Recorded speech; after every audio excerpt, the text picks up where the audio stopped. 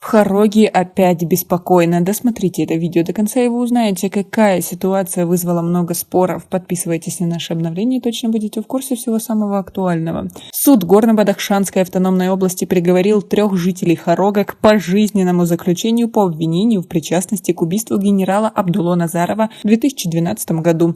Суд признал виновными в причастности к преступлению, совершенному 10 лет назад, Гуламали Айомбекова, сына арестованного неформального лидера региона Талиба Айомбекова, Хайри Мамада Дустамамадова и Аслана Гулобова. 2 источника в Хароге сообщили, что приговор был вынесен 5 августа. Айомбеков, Дустамамадов и Гулобов осуждены по 4 статьям Уголовного кодекса Республики Таджикистан, в том числе и убийство, незаконное хранение оружия и хулиганство.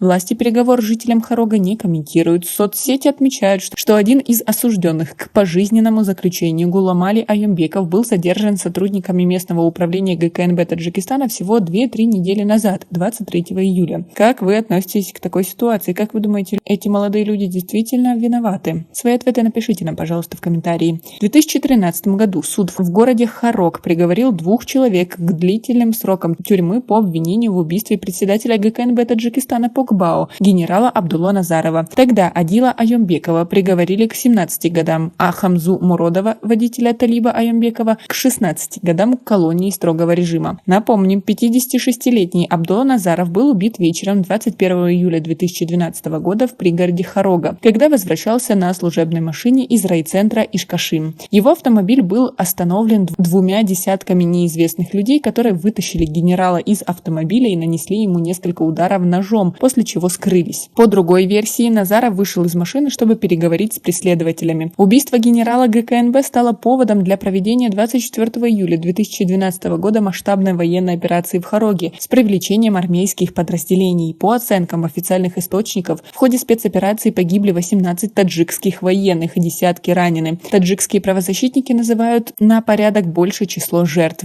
Число погибших среди так называемых повстанцев до сих пор неизвестно, точнее не распространяется. Талиб Айомбеков неоднократно отрицал свою причастность к убийству генерала Назарова. 11 июня 2022 года Айомбеков был задержан в результате проведения спецоперации. Задержан и помещен под стражу вместе с другими местными лидерами Мунавваром Шанбиевым и Нуисшо Гулобовым. В официальном сообщении говорилось, что все 3 причастны к совершению ряда тяжких и особо тяжких преступлений, таких как убийство, хулиганство, грабеж, контрабанда и незаконный оборот наркотических средств, оружия, боеприпасов и драгоценных камней, создание преступного сообщества, бандитизм, массовые беспорядки, возбуждение мяснической розни. 16 мая в Хароге прошла акция протеста с требованием привлечь к ответственности тех, кто, по словам жителей, без всякой вины убили Зиёбекова и остались без наказания. Спустя 2 дня МВД Таджикистана заявило, что проводят антитеррористическую операцию, так как организованные преступные группы, состоящие из 200 человек с применением всех видов оружия в центре Рушанского района в 3 точках перекрыли автотрассу Душанбе-Харог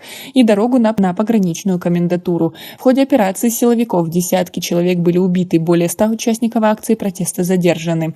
Власти Таджикистана заявляют, что акции протеста были незаконными, что демонстранты были членами незаконных группировок, которые, по их данным, получали денежные средства из-за границы и инструкции по дестабилизации обстановки в стране. Местные жители заявляют, что вышли на улицу для защиты своих прав, поскольку уже несколько месяцев находятся под жестким давлением со стороны властей. Как вы относитесь к такой ситуации? Как вы думаете, почему все подобные события происходят только в Хароге? Почему власть не может никак найти общий язык с местным населением? Свои ответы напишите нам, пожалуйста, в комментарии.